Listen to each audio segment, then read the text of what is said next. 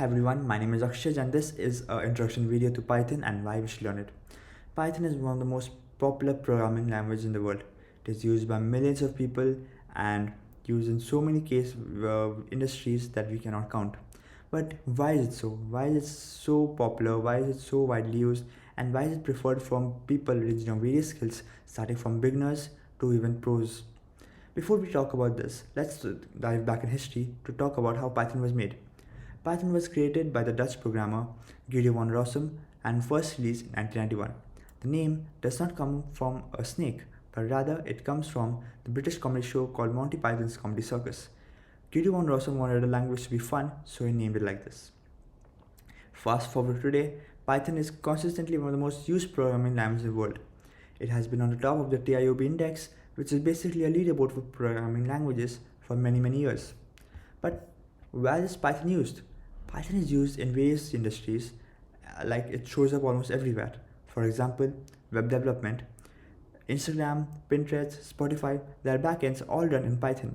The framework Django gives us a huge chunk of this web. Data science and analytics is another way Python is used.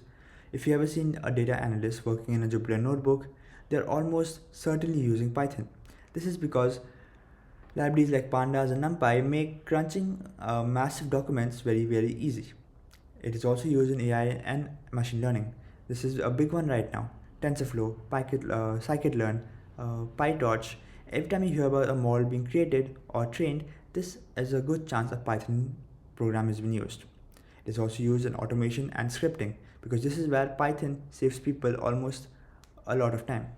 Renaming 100 files, scraping a website, automating your spreadsheets, these all are easily handled in Python. Scientific research is another big way where Python is used. NASA and CERN use it. When a researcher needs to crunch numbers that are very big or model simulations which require lots of automation and hard work, Python is a go-to tool. So the point is, whatever you build, there's probably a Python way to get there. But why we should learn it specifically during these times? This is because our learning curve in Python is very gentle. Python syntax is very close to plain English, so you're not fighting semicolons or curly traces before even you have solved an actual problem. The second is the community of Python is very massive.